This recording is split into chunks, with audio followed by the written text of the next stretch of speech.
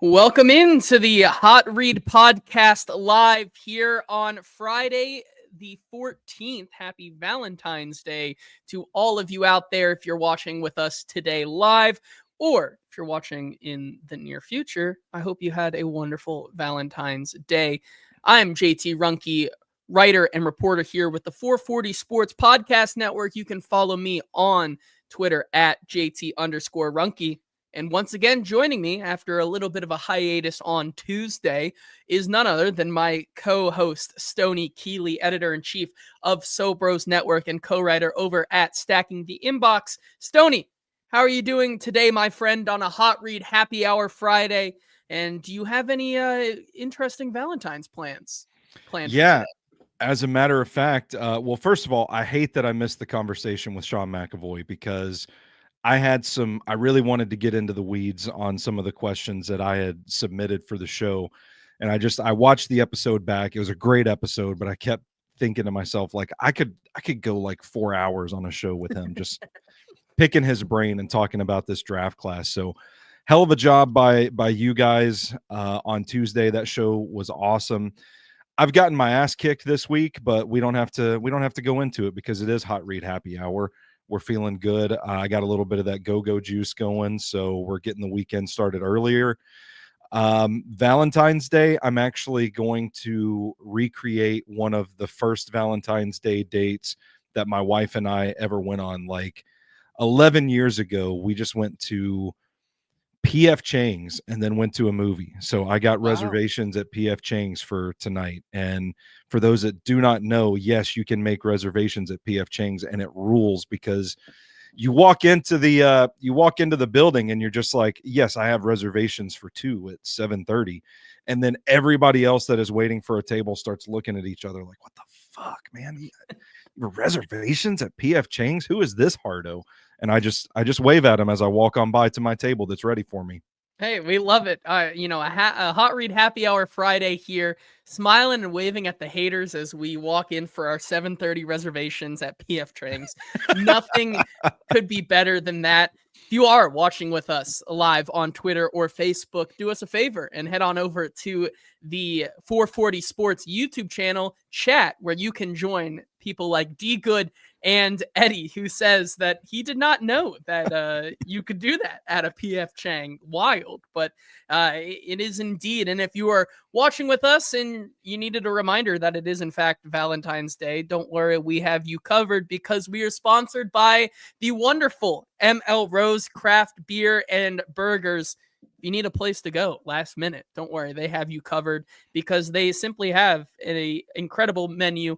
25 beers on tap, 7 locations, a great craft burger menu as well, and Sinker's Beverages. If you need, if you're doing a little stay-in date or something like that and forgot the rosé, forgot the wine, forgot whatever you needed tonight, they got you covered. Go on over to Sinker's Beverages and pick yourself something up for tonight with that special one. D Good saying Stoney would be that guy to get a rezo at PF Chang's. I love it. Hey, you got to make sure, like, if you're going to recreate something, you can't have any variables in the way. Listen, and I love it. So that's one thing you guys got to know about me. I'm gonna be OCD about getting a table for my wife on Valentine's Day. I'm gonna make sure if I could make reservations at like McDonald's, then I would do that just to make sure that my wife and I have a table for date night. I love it. And with it being Valentine's Day today and a Hot Read Happy Hour Friday, I thought we might, do something a little special today. There's been so much talk about quarterback at this position. This has become a little bit of quarterback week for the Hot Read podcast as we start to dive in to that position, a position that the Titans desperately need an answer to.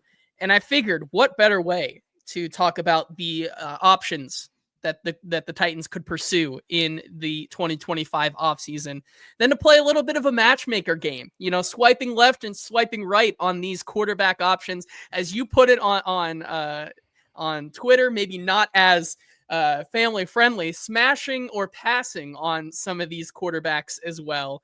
It is an interesting conversation because, as I said in my tweet before the show, I think my opinions on a lot of these guys are going to be very different than Titans consensus, or at least Titans fans consensus. And frankly, I'm just going to say my opinion, and it's my show, and I get to say my opinion. And There you you guys go. That's, just gonna have to deal with it. And what those opinions may be, you're going to have to stick and find out today. Before we dive into that, I think my philosophy on the quarterback position right now for the Titans is that regardless of who they get, this team is nowhere near just a quarterback away, in my opinion. We talked about this yeah. on last Friday's show, kind of our wish list for the Tennessee Titans offseason, talking about how many holes each of us respectively believe this team has. I was of the opinion that there are more holes to fill still than maybe you would be or other people would be. That being said, I don't think that this team is necessarily a quarterback away. And now there are people that push back on that, like a Daniel Jeremiah who tweeted out earlier this week saying, I hear a lot of people saying our team is so far away from winning. Then I look back at teams like Washington and teams like the Chargers picking second and fifth in last year's draft, both playoff teams 1 year later, and Washington was 1 win away from the Super Bowl. It can turn around fast. You can look at teams like the Texans and how fast they boy. turned it around and whatnot. However, Mm. I am looking at these quarterbacks today from the perspective that anyone on this list is not the piece that's going to get them back to contention. I still think that when you look at where they are now versus where they would play with the Titans, they would be going to, at least in the case of some of these guys, a situation where it was worse than where they were beforehand. Does that make sense, Stoney? Do you agree with that? Do you think that a quarterback could make this team playoff viable and it would just take that? Or are you along the same thought process as I am?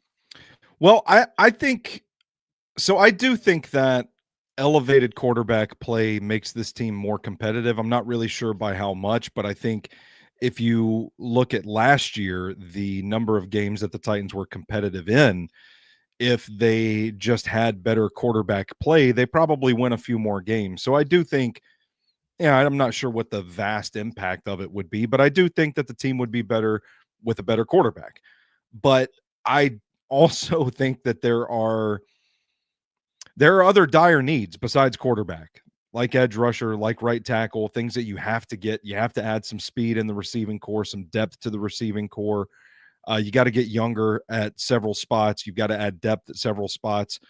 To bring up Washington as an example of, oh, you just go get the quarterback and you're fine, is completely dismissive of all of the moves that Washington made last offseason. It was not just, hey, let's go get Jaden Daniels and suddenly we're a win away from the Super Bowl. They had a hell of a draft. They had a hell of a free agency.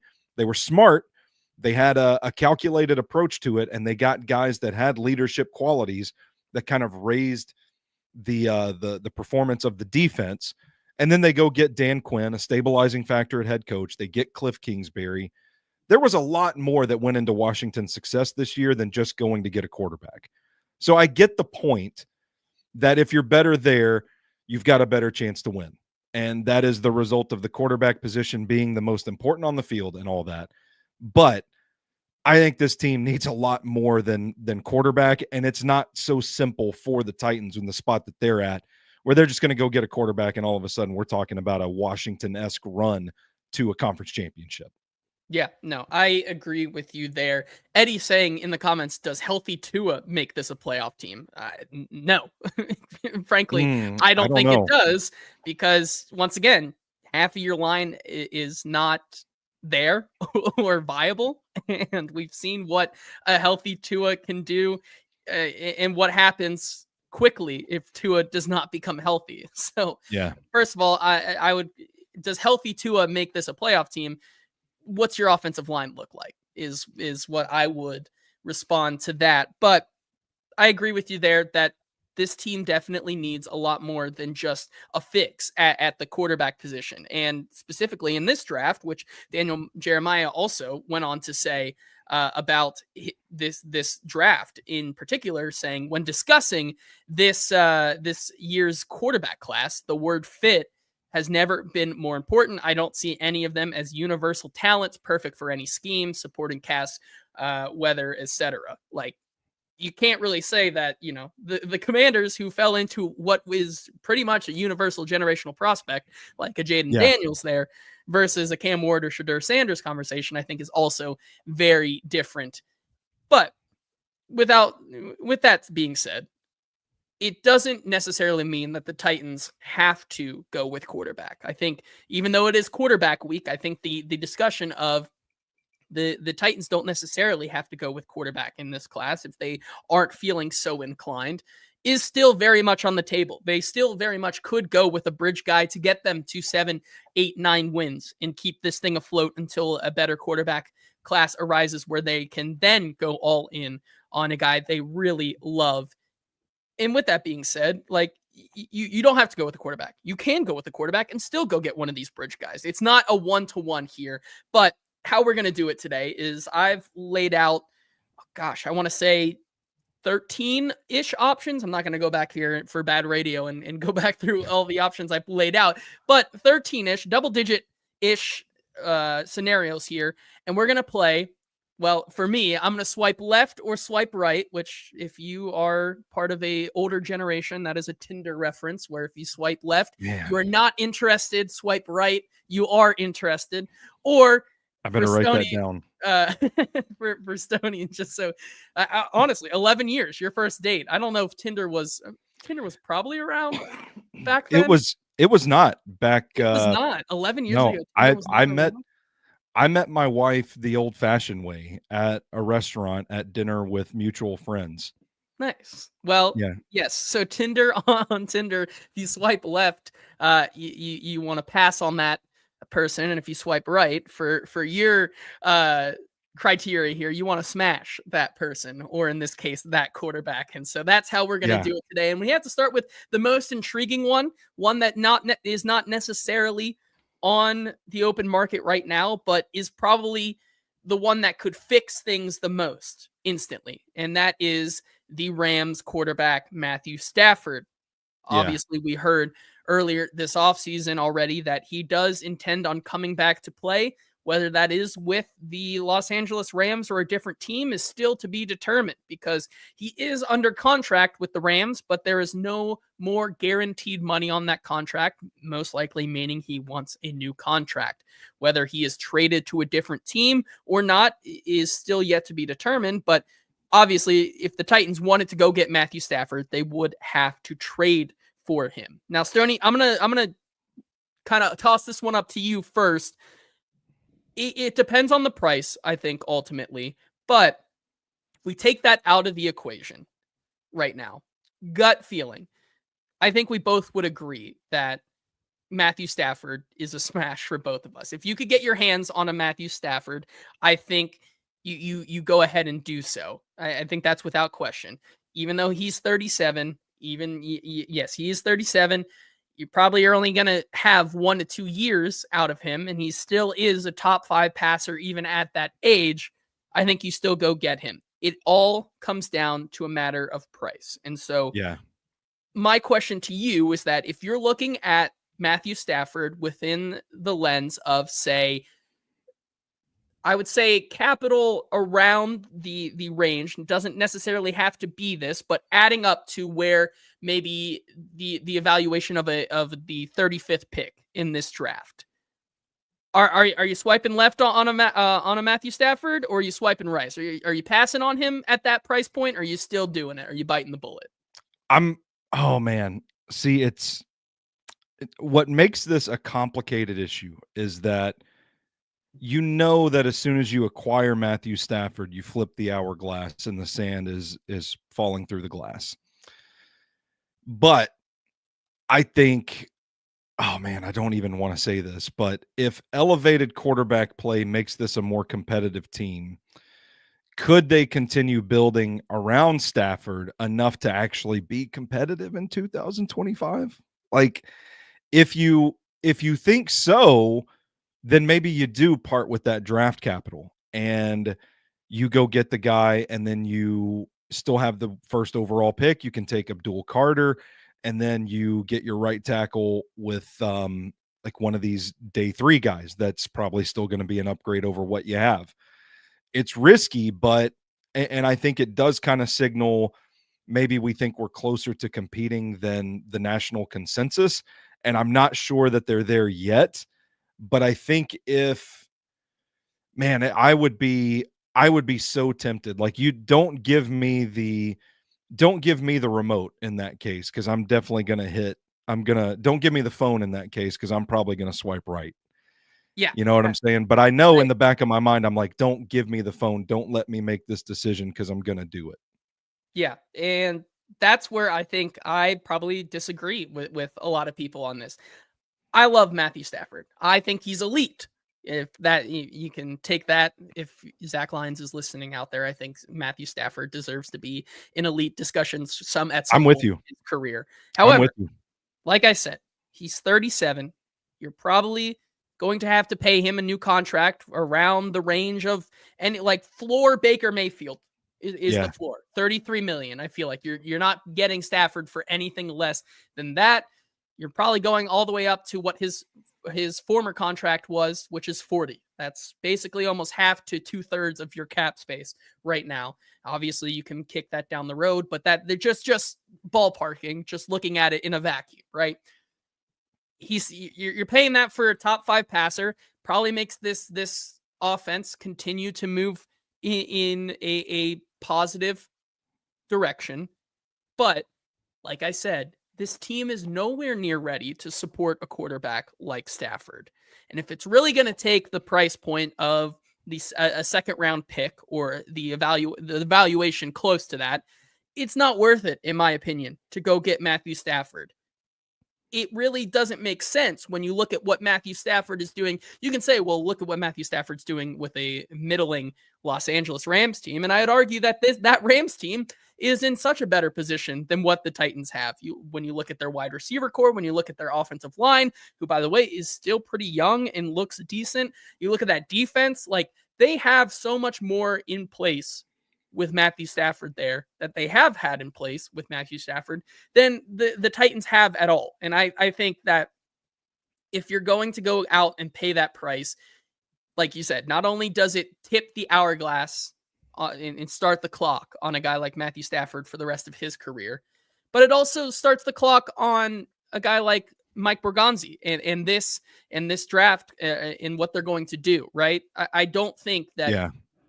even if you take a Matthew Stafford, this team is getting to NFC or AFC championship level contention within the 2 years you have Matthew Stafford. They just aren't ready. This is more of a 3-year track for this, at least Mike Borgonzi and his front office, than it is, maybe a 1 or 2 year turnaround. Yeah, and I think, like, if there was a dream scenario where you could trade for Matthew Stafford and still draft a Cam Ward or Shador Sanders to kind of groom to become the heir apparent, like, yeah, you take Matthew Stafford for a couple of years and then you've got a guy theoretically ready to go, but I just don't see a scenario in which they can do both this year and still address all of the needs that they have. And so I kind of lean towards it's just going to be too hard to pull off and too costly to pull off when you're at this stage in your rebuild that you're in, because man, this roster it needs a lot of work. I mean, I do think they're in a better position this offseason than they were last offseason from a talent standpoint, but when you start digging into the contracts that they have, it's rough shape, man. Like, they're in a spot where they basically have to hit on every single acquisition they make this offseason if this team's going to be competitive. And I just don't think that's realistic to expect right now. So I think, even with like a 50% hit rate, it's probably going to take a couple more cycles before this team gets to where it wants to go, or at least establishes the foundation. And so I think for me, it's hard to see where a Matthew Stafford fits into that, when, a team like the Pittsburgh Steelers you look at and you think, okay, they make sense to trade for Matthew Stafford because that roster is ready made to go on a run. You get a guy like that at the helm, suddenly the Steelers look like a Super Bowl contender to me. So it makes sense for them to do it. They also don't have a whole lot of roster holes, but the Titans aren't in a position like that. And so I think ultimately with what the Rams will want for Stafford, I think it would be awfully hard to get a deal done that would be considered a real win for the Titans. I agree with you here. And Eddie says you can't go get Stafford. Why would you waste capital on a win now move? You already did that with Snead. It's once again subscribing to that thought process of, wanting to go win now when Mike Borgonzi continues to say that they want as much draft capital as possible. It's hard to go trade away your second round pick and you're only in one of your 2 top 100 picks when you're talking about wanting 12 in the next 3 drafts. That means you would have to have 6 and 5 in the next 2. That's impossible. And so I think it's really tough here. The next one, which I think I want to ask real quick. What if you just traded Snead for Stafford and the 2 win now moves cancel each other out? We've had this conversation before. I think trading a L'Jarius Snead for a 37-year-old Matthew Stafford is pretty foolish, in my opinion. And I'd be interested to hear what people in the comment section say, because I think if you trade L'Jarius Snead for Matthew Stafford 1-for-1, you're replacing, and sure, I think in that scenario, that signals that you're going to go get a guy like Travis Hunter, and he becomes your next lockdown cornerback. It's a good cornerback class this draft. Good cornerback class, but at the same time, you're taking away a 29-year-old player who's still in his prime, injury prone. I mean, Matthew Stafford's also getting up there in age. I don't see why, if we're saying one guy could potentially still get injured down the road here because he's injury prone, the guy who's almost 10 years older than him, are we, who also has gone through injury. Less than a year ago, we were looking at Stetson Bennett and Wolford playing quarterback for the Rams in a season that was lost. I don't see how it's a 1-for-1. It makes sense to me. I'd be interested to see what other people in the chat say. Now, listen, if D Good brings this up, if the Titans were to maybe trade a guy like Will Levis to the Rams in that deal, maybe you get Stafford for Stafford and a 4th for Levis and something else. I could be into that as well. Harold Landry. Harold Landry, yeah. See how much old guys you could offload onto that team. But yeah, I'm pretty out on the idea that you can successfully continue this rebuild by going and acquiring a guy like Matthew Stafford. Yeah, I want Matthew Stafford. Okay, let it be known. I'm smashing Matthew Stafford. You'll find throughout this episode, my inhibitions are low. I'm pretty open to everybody. There's not going to use the word I'm thinking because this is a family-friendly show for the most part. But I'm open to any and all comers at the quarterback position. But particularly with Stafford, because the Rams passing concepts are kind of similar to what Brian Callahan tried to run last year, I think he would be a good fit. I still think that he's got it if you can protect him. So if you shore up the offensive line and you get a Matthew Stafford, I think he could be a great addition to this Titans roster. But I just think they're in the infancy of this rebuild. And it's just not a move that you can afford to make right now because of the draft capital. Yeah, I agree with you there.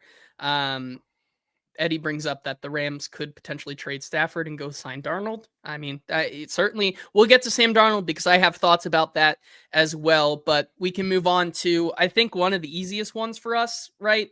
We talked about this a couple of minutes ago, but if you have the right rookie quarterback, and it makes sense, and you think he fits the mold, you're taking him. And I think I'm okay with that. If this new staff with Mike Borgonzi Chad Brinker and Brian Callahan at the helm feel convicted enough to say, this is the guy we want to attach ourselves to, a Cam Ward, Shedeur Sanders type. If they want to hitch their wagon and start the doomsday clock on their jobs with one of these guys, I'm okay with it. I'm swiping right on that idea. I'm okay with getting your guy when you have the first overall pick. It's not many times that you get that. Even if you were to have another bad season, it's never guaranteed, right? The Titans were never guaranteed to have the first overall pick until the Giants went and did Giants things towards the end of the season, right? And so with that, if you are convicted and feel good about one of these guys, you go out and get them. And I think that's pretty much the simplest way I can put it. Could not have said it myself. Could not have said it better myself, JT. I'm right there with you. I like both of these guys under the assumption that there's patience with the coaching staff, there's stability, continuity. They are committed to the long term. And I don't know if we're there with the coaching staff. I don't know how the front office truly feels about Brian Callahan and company, but if we're keeping everybody together, if we're keeping the band together for this run, I'm okay with them going quarterback, either of these guys. Yeah, I agree with you there. Now, the perfect scenario would be, to me, is trade back to, let's say, 3 or so if the Giants wanted to come up and get a guy like Cam Ward, and then you take Shedeur Sanders with that haul, which, by the way, the conversation about Shedeur Sanders I saw today on Titans Twitter was absolutely bonkers and outrageous. You people do not know what you're watching if you don't think that Shedeur Sanders cannot play at the NFL level. It drives me nuts, and JT. is not worth at least a first round pick. Now, I'm not saying that he's deserving of the first overall, because I don't think either of these quarterbacks are worth even a top 5 pick. But if you are saying that Shedeur Sanders should not even be in the first round, I need you to rethink a lot about your life and reassess personally. The Shedeur Sanders discourse is going to make me become the Joker this week.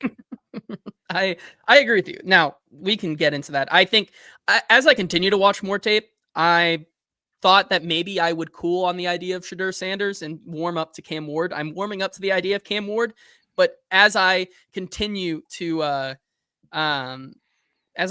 watch both of them, I like Shedeur Sanders even more and more as a fit in this Titans offense, as well as I continue to like Cam Ward more. I'm subscribing to the idea that they can be top 10 caliber picks in this draft. I don't think I'll get to the point where I'm saying that one of these guys deserves to be in the top 5 consideration with the other talent around them, but good players, both of them, Cam Ward and Shedeur Sanders. I just happen to continue to believe that Shedeur Sanders would be a better fit for the Tennessee Titans. As Easton says, Cam Ward, he's fine, but if they're convicted on small arm Will Levis, everybody should be fired. He is apparently small armed Will Levis. You're just going to see my fist go through the camera. Burner, yeah.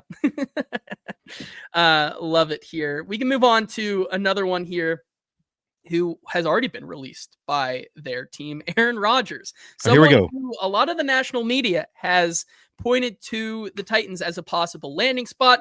Everybody loves to bring up the idea that Aaron Rodgers could find a home here and continue playing in the NFL in Tennessee because he owns property here. He has a house here, I believe.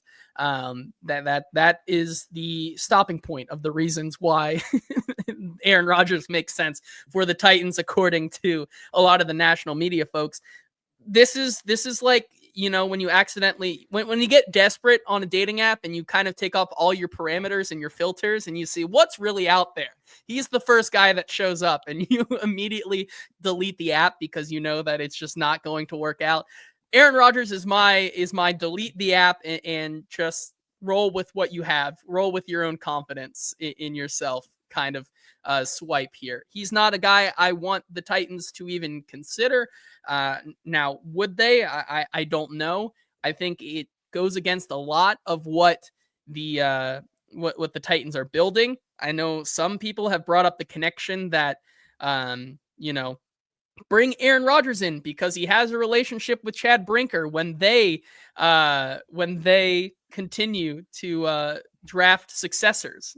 So you're telling me your pitch to Aaron Rodgers to come here is, hey, you know the thing that you quietly hated your entire career, where they continued to draft your successors and Yeah. talk about the guy after you? Let's go do. Why don't you sign with us so you can continue playing, and we're going to do the same exact thing with you, right? That makes no sense in my mind, and I don't know. I don't see it as a fit. Specifically, you saw what he did last year with the New York Jets in their offensive line, which also was subpar to below average. Um, you know, you look at what they have right now in Tennessee. I find it hard to believe that you can have much more success this upcoming season than you did last year with Will Levis, with a 41-year-old Aaron Rodgers at the helm. Yeah, I mean, there's an ego to placate. We know about the drama and him like not wanting to play with the young receivers in Green Bay and like forcing the Jets to go sign Randall Cobb and Alan Lazard and all those guys. It just doesn't really seem like a fit with what this new Titans regime is trying to build. And I would also qualify that with an emphasis on where they're at in this rebuild. Like, this thing is in its infancy. Like, you're at a point where you kind of need to get leaders in place that can grow into the role, right? Like, you need your homegrown drafted guys to step up and become leaders.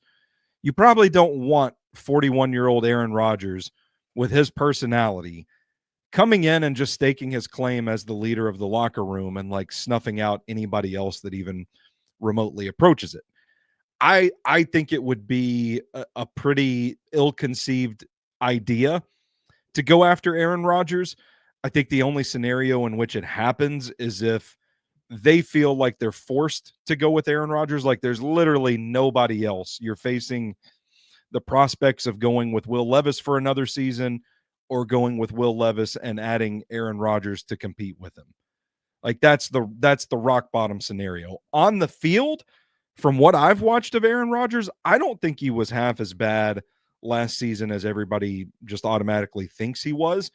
I think he actually had an okay season, better than what the Titans had at quarterback, but I'm just not sure that the risk is worth it. Yeah, I would agree with you there, which takes us to our next veteran quarterback on this list, and one that is probably the least likely given what we've heard this week. However, never out of the question. But Derek Carr, to me, is he is the one. He is the love at first sight out of this group to me. And I think people are really gonna not like that I said that, but to me, if you can go and get a Derek Carr, and now Mike Garafolo talked about this earlier this week, where Kellen Moore said Derek's a tremendous quarterback in this league. He's a starter in this league. He's a premier player in this league. Really excited to team up with him and go through this process. It doesn't necessarily commit himself to a Derek Carr, but it sure sounds like the Saints would look to go into next season with Kellen Moore and Derek Carr. However, if they were to change their minds and Derek Carr was available either by trade or he's cut and he's free to sign wherever he wants, it makes the most sense given what the Titans have. We've talked about the connections between him and Callahan before. They've worked together. They play in similar styles between him and Callahan. You talk about a guy who last year had a sneaky good season. Derek Carr, when he played, was productive, was good in terms of, you look at pressure to sack rate, you look at turnover worthy play rate. When you look at those two, he's around guys like Patrick Mahomes, Josh Allen, Lamar Jackson, even like a Bryce Young who had a good season in terms of those stats. He's a guy that I think you could easily bring in to this system if he was available via cut, and still go get your quarterback like a Cam Ward or Shadur Sanders to work underneath him. That, to me, is one of the best scenarios. Now, I know people in our comments here, like D Good said, what would you say if the Saints wanted to trade up from 9? What is the price? I have no idea what that price would be. It certainly would be a haul, right? If you wanted to come up and get your quarterback, give me Derek Carr and your first and like your next year's first and your next year's second, like I'm comfortable with that. I'm comfortable with taking a Derek Carr your next year capital because once again, the Saints were pretty bad this year. I can't imagine the Shadur Sanders or Cam Ward experiment down there would instantly turn that organization around with their cap troubles. Give me that, and I'm sitting pretty, in my opinion. Yeah, why not? I mean, I think Derek Carr, again, I come back to this, a lot better than what they had at quarterback last year. I think he elevates the team. I think if you can get him and still acquire more draft capital, it's like the exact opposite of what we were talking about with Matthew Stafford. That's what you want. That's the position you want to be in. I still think Derek Carr has some good football left in him. I think he would be a good fit in the system. He has experience with Brian Callahan. I'm kind of with you. Like, the cost would not involve draft capital unless they were to retain him, like you're talking about, in which case, like, you better give us a haul if we're going to make this move. So I don't know. I think he checks a lot of the boxes as to what this regime will be looking for in a quarterback and a veteran presence, and he still affords you a little bit of time to come up with a contingency plan on developing a guy for the future. Yeah, to me, a guy like Derek Carr is the ideal bridge quarterback in this scenario. One Yeah, guy sure. who is probably not going to is going to give you the quarterback as well as give you a haul in this scenario because of the cap situation in New Orleans, because of the fact that they're past due to blow it all up.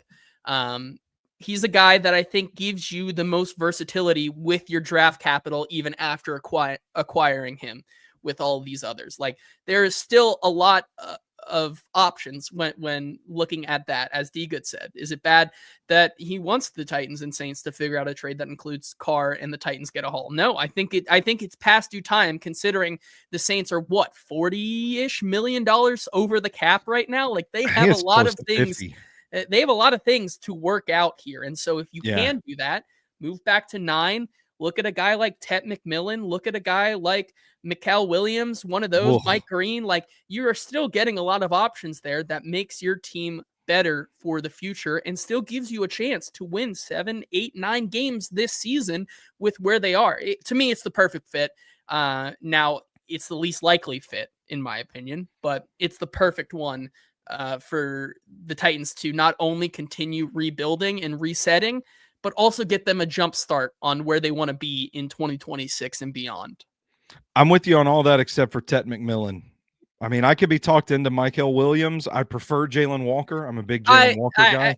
I was saying I was giving more examples of like the type of talent that'll be around there, right? Like, Okay, you gotcha. still can Yeah. you're still going to be in the top 10 right there. You're still going to find a guy in one of those wide receiver in a need, I guess you could say, that is going to fill a hole from the beginning. But yeah, You could probably still get the best tackle in the draft class at that spot too. sure, yeah, you could definitely look at that as an option.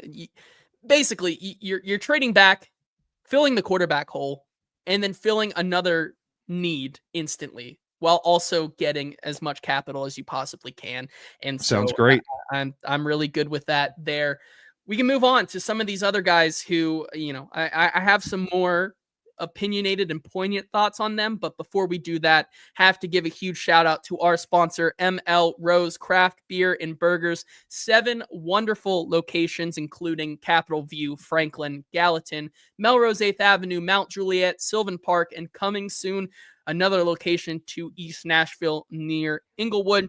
So easy to see why I myself and Stoney love ML Rose, because with over 25 beers available and on tap to you, along with their extensive menu, how could you not love everything ML Rose has to offer? Earlier this month, I tried their burger of the month, the El Jefe burger with the jalapeno jam, cream cheese, bacon. Was absolutely phenomenal. Have to get back out there. And if you are listening to this show on Valentine's Day and realized it's Valentine's Day and need a quick fix, might as well go over to ML Rose and get you some good food and drinks on a Friday night like this, and you're set up, right, Stoney?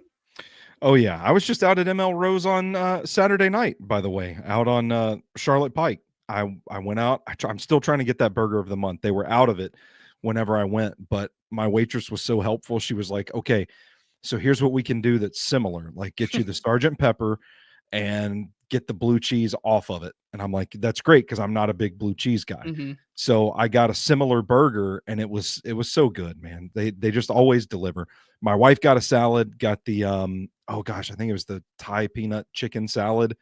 Had a little kick to it, fantastic. I ate like my entire burger, an entire order of waffle fries, and half of my wife's salad. Drank a couple of IPAs, and I thought they were going to have to cart me out of there.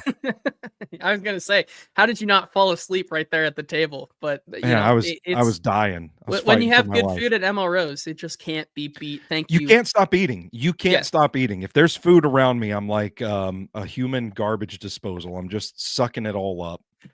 I love it. Thank you to ML Rose for sponsoring the show, as always. Stoney, we can continue and talk about another interesting, probably the top quarterback on the free agent market, Sam Darnold. Of course, Yes. it's still not set in stone that he reaches the market. I'm interested to keep tabs on what they do. What we hear at the combine coming up about their situation between JJ McCarthy and Sam Darnold. But to me, if we go along the line of thinking that I am, that this team is not a quarterback away, signing Sam Darnold to me is not, in my opinion, one of the better ideas for this team. And I know that might be a hot take, but considering what the situation Sam Darnold went into, right? Having a okay to average offensive line, having elite weapons at his disposal, and a defense that is veteran backed and has a really tenured and veteran defensive coordinator at the helm. Obviously, you also bring in what Kevin O'Connell does, obviously coach of the year, but what he can do with the quarterback in his scheme. You look at what Sam Darnold would do in translating to what the Titans have right now. I don't know if you're going to find the same success in what you're paying for that the Vikings did this past season.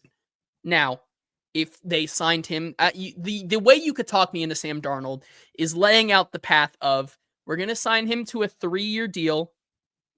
We're going to still get our quarterback this year, and we're going to bridge that in a situation where we are guaranteeing this staff and this front office the ability and the patience to work on it, to make this into a contending team and give them the benefit of the doubt here, right?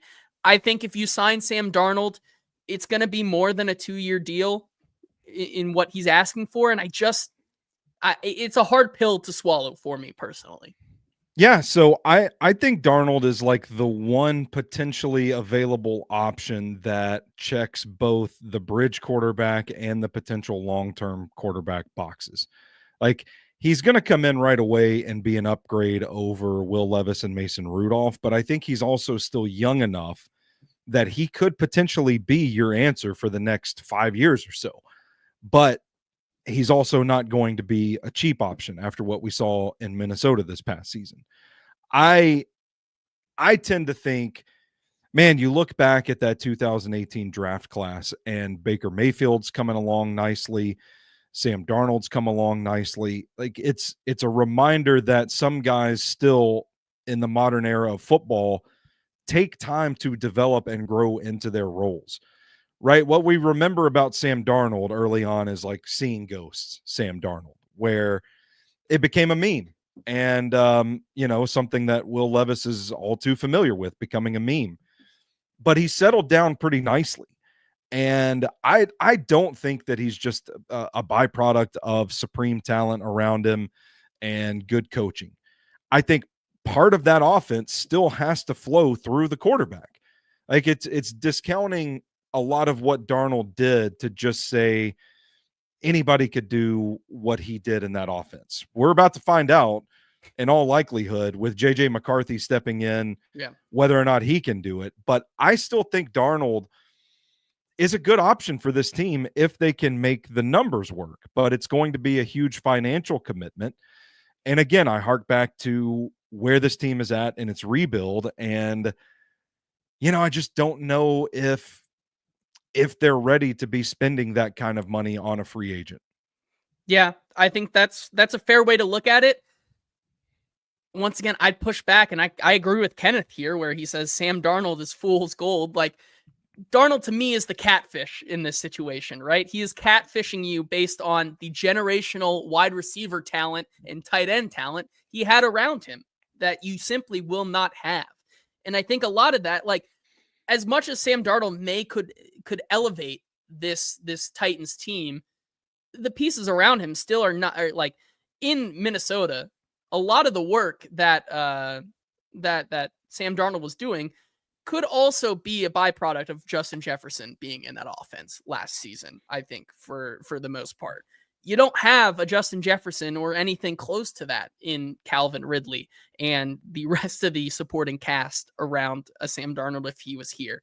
As Jason says in the comments, I'd be fine with a Darnold on a 1-year deal. I would too. One season, I think with Sam Darnold as a bridge guy could potentially work, could get you to that 7, 8, 9 win range with this team right now. But I still need to see more proof of concept from Sam Darnold personally for me to think that he could be a long-term option. Now, if you see him signed to a 3-year deal by the Titans, maybe that's more of an inclination that this regime does believe that he can be a long-term option. And then that's where we could start to see that experiment happen. But for me right now, Sam Darnold has not shown enough, in my opinion, to be the guy that can be a long-term solution. And it certainly would cost around, like you were saying, a Baker Mayfield level of money, 30-ish million, maybe 35. Like, could it be even plausible that he's shooting for 40 million a year? Like,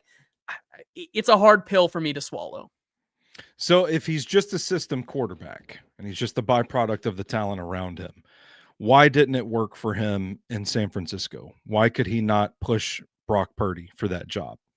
Because I think Kyle Shanahan is just enamored with Brock Purdy. I think Brock Purdy perfectly fits what Shanahan wanted in that system.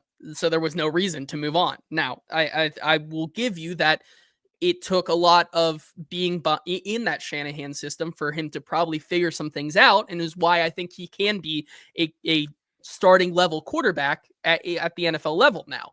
I don't know if you're going to get that same evolutionary play that you saw from Sam Darnold this season if you're taking away so much of that talent from moving to Tennessee.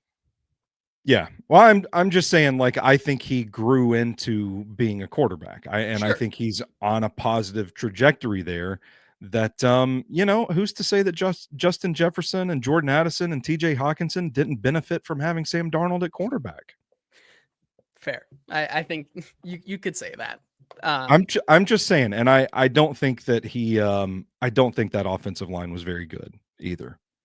It certainly was better than what the Titans had. Like, if you give Sam Darnold behind this Titans line from this past season, I don't know if you're having the same success that he had in Minnesota.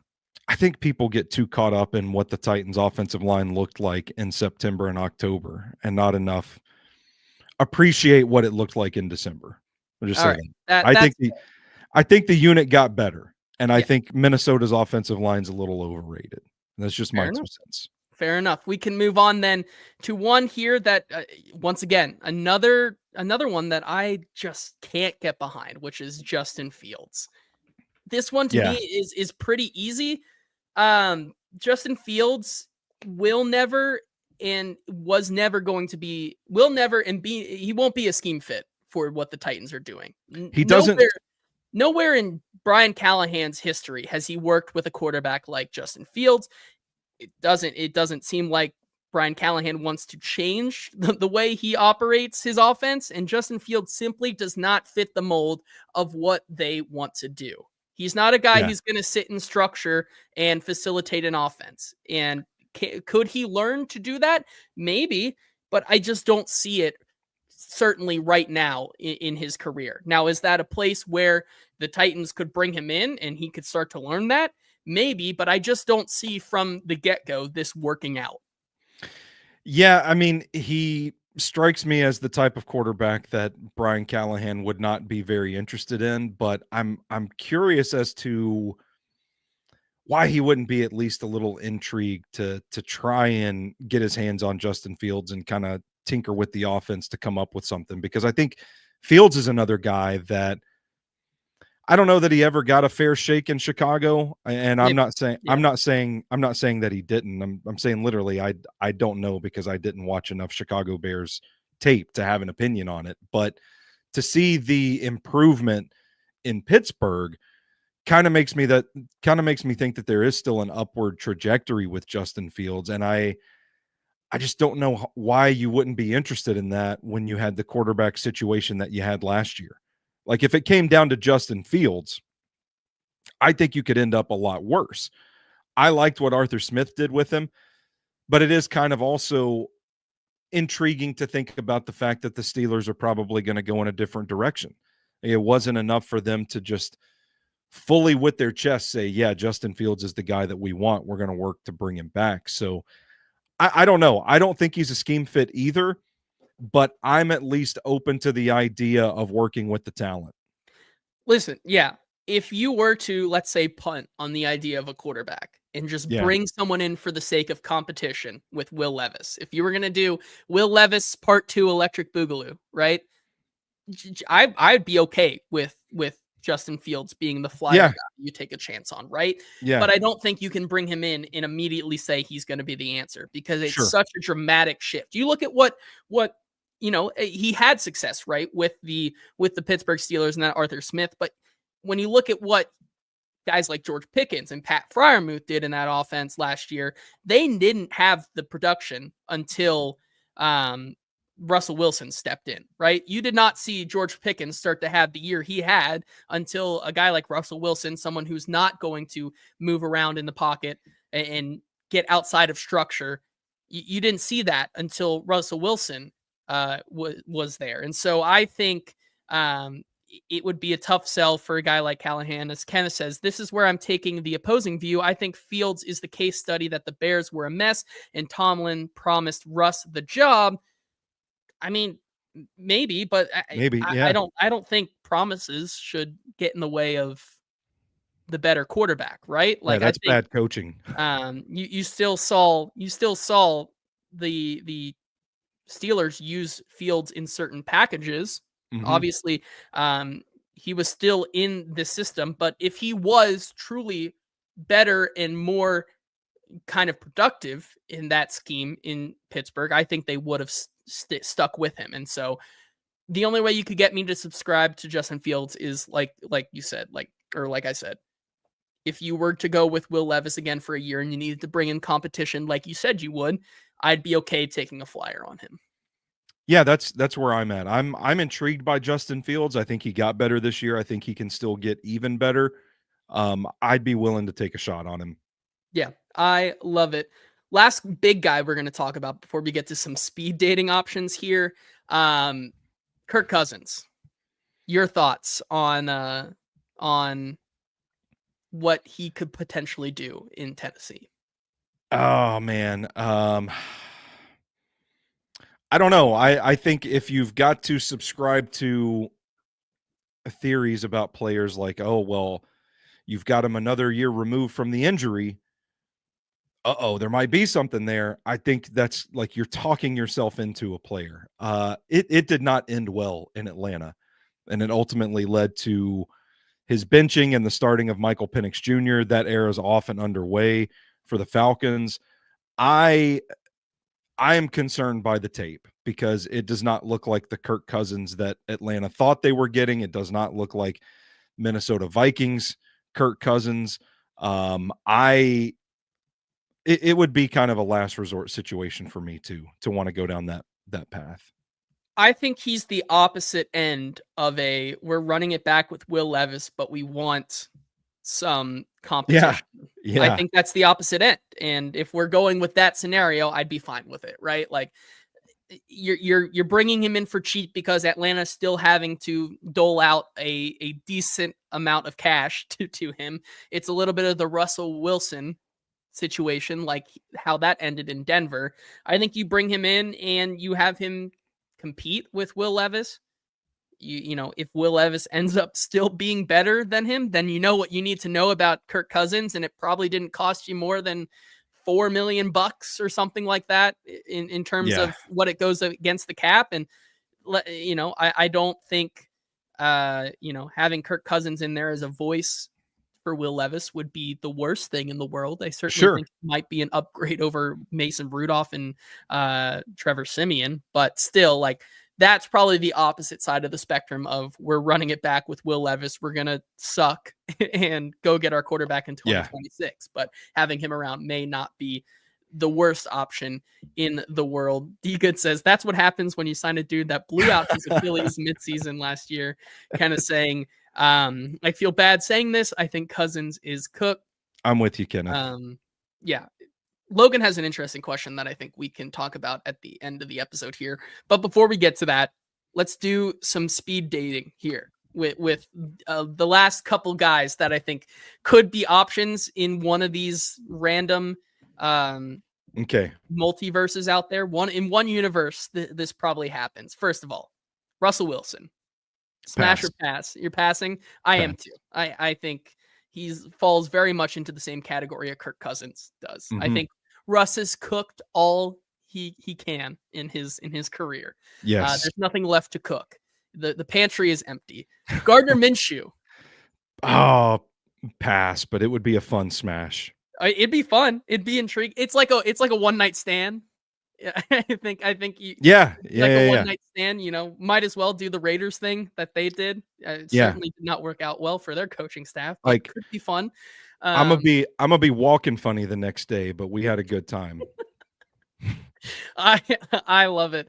How about the misfit toys? And by misfit toys, I mean the young guys who may soon be the next Baker Mayfield and Sam Darnold's in a Zach Wilson, a Mac Jones. I think I saw Eddie in the comments here who he said, "Are you open to hashtag Team Toxic?" Which I think from a previous episode was the idea you have Will Levis, Zach Wilson, and Aaron Rodgers in a room Oh yeah, together. let's go. Um, Personally, hey, if you're bringing in competition, might as well bring in one of these guys. Bring That's in what I'm both. I saying. don't care. You know, That's might as well. that's what I'm saying. I'm right there with you, man. Like these guys, I know stock is way down on both of them right now, but Zach Wilson and Mac Jones both still offer some upside. And if you can get quarterbacks in for cheap that still have some upside, put them all in a room together, hand them all a knife, and say the last man standing comes out victorious. Hey, all right. I be in the room for that? That sounds exciting for sure. Yeah, of Next one course. here, Jameis Winston. Pass. I'm swiping right. I'm I'm swiping right, and passing I'm not thinking about it. because I just don't think Jameis Winston solves the big turnover problem. I think Jameis Winston probably keeps the turnover chain going. Uh, but he's prayed. He's prayed on it. The Lord will deliver him from his pick sixes. Well, So fair enough. Who am I, I to doubt him then? you know, if they do that, it's more competition for Will Levis, but it's basically the same player. And you know that you're just doing what the last one here is, and that is officially the Levis round 2 electric boogaloo. Uh, in terms of, you know, the do the did the means fit the result or whatever the that The saying ends justify the means. did the ends There we justify go. the means, which is one more year of Will Levis. Oh, brother. I don't know. Yeah, I'm my response to that question was how many beers? That's fair. Let's say 8. Yeah, I maybe over for that. I that is the last resort, and that is Mhm. like to me, if that is where they end up, it signals we know that our roster sucks right now and it's going to suck for a little bit. So we're just going to play the long game and get the best player available and try to address quarterback on down the line instead of forcing it. Yeah, I mean that's fair. As D Good says, I mean, he either figures it out or they pick top 5 again and get a new coach to pick his quarterback. I mean, that kind of feels like where that we're feels headed. like, yeah, it's where we're headed inevitably. So maybe that happens, maybe not. Yeah. But it all starts with the draft. And the last question we'll end on here is Logan asking, same exact tape, but Wards and Sanders switch names. How is the narrative different? Oh man, I don't I don't know because man, Does it vault Cam Ward into the de facto number one? yeah, probably. Which I sucks, but I would does it make the new Cam Ward, Shadur Ward, Cam Sanders, does it make him not a first round pick anymore? No. no. It doesn't take him out of the first round because the tape is the tape and a name Yeah. is not going to define that to me personally. I mean, that's the thing, like it feels like the Sanders hate is mostly among fans. Like the draft analysts, the personnel people in the NFL, they seem to like both of these guys. So for me, like the hype is on the fan side of the equation. And I Yes. don't know like how much that really matters when it comes to decision making in the NFL. All due respect to us fans, I don't really know how much our voice is heard in the war rooms when they're drafting players. So I think there's a disconnect. Like, If you look at the movie Draft Day though, it tells you that it well, means a touche. whole heck of a lot. Yeah, touche. The documentary Draft Day. It does. Yes. No, I think like maybe the perception of these two players is different among fans, but I kind of feel like even if they swap tape, NFL evaluators would still be saying the same things about each guy Yeah. in their I new bodies. I I agree with you there. Um, as Jason says, Levis is a terrible idea, and I'd rather see him than most of that list that we just listed, Man, which means there really is no real answer. well, we And didn't even get into Drew Lock, Jarrett Stidham, Daniel Jones is still out there. I mean, come on. I hey, if those happen, then we can do a whole nother show talking about them. But Oh, I can't wait. I I can't think wait to that's dig gonna into the Drew Lock tape. Oh my gosh. And you know what? Maybe if you don't want to listen to us go into the Drew Lock tape, you might as well go on over to our wonderful and amazing sponsor, ML Rose, to get you a beer and a burger, or head on over to Sinker's Beverages for simply the best selection of beer, wine, and spirits in the Nashville area. But I think that's going to do it for our show today. A lot of good talk about the quarterback options since there are a ton of them. Not all of them are great, but it'll be interesting to see the picture become clear as we get closer to the combine. Thank you, Stoney, once again for being here. And until next Tuesday, where we get into more of what the Titans may do at the 101, this has been the Hot Read Podcast. We will talk to you then.